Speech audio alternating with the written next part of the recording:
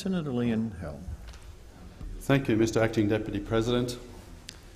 Sometimes a single case highlights a bad law. After she was diagnosed with aggressive stage 4 neuroblastoma, Adam Kessler gave his 2-year-old daughter Ruma cannabis oil to control her pain and fits. The cannabis oil helped. Ruma stopped fitting and began to eat again. She smiled and stopped complaining about constant pain. On the 2nd of January this year, Mr Kessler was arrested while seeing Ruma's oncologist in a Brisbane hospital. He was charged with supplying a dangerous drug to a minor.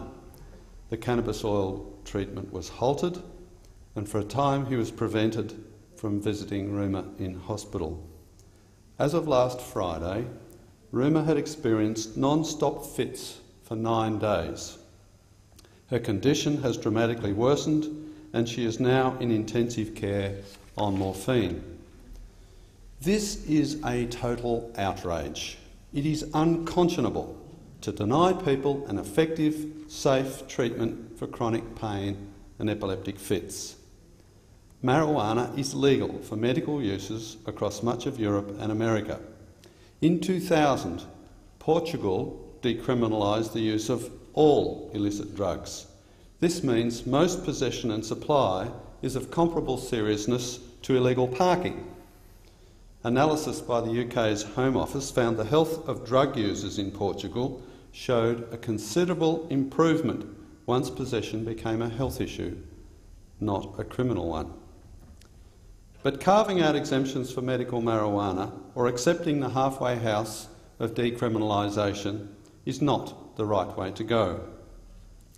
I am a co-sponsor of Richard Di Natale's medical cannabis bill, but this is for reasons of compassion, motivated by cases like Mr Kessler. I am unhappy with the regulatory burden the bill will impose. It envisages a whole new bureaucracy and supply network, inevitably creating entrenched new interests. Subject to protecting third parties, including children, I support legalising all uses of marijuana. If this were done, medical use, as well as cultivation of hemp for industrial purposes, could proceed with less bureaucracy, less regulation and less unnecessary suffering. Recreational use would also be legal, as it already is in Colorado, Oregon, Alaska, Washington State and Washington DC. I see 3 broad arguments for this. First, it would deprive organised crime, including bikie gangs, of a major source of income and relieve police of the cost of finding and destroying illicit crops. Of the $1.5 billion spent annually on drug law enforcement, 70% is attributable to marijuana. That's an expense we do not need. Then there's the opportunity for increased tax revenue, something of interest to the big spenders on both sides of this chamber. If its consumption is legal, it can be taxed. Finally, it is not a legitimate use of government power to prohibit adults from doing something that does not harm others. It is irrelevant that it may not be wise to use a plant for recreational purposes, and I neither endorse nor recommend recreational use. The point is simply that governments are not competent and do not have the moral authority to ban something based either on disapproval or a desire to protect people from their own choices. It is also basic reality that most people have tried it at some point. That includes President Obama and me. When the law says one thing and people do another, a free society changes the law.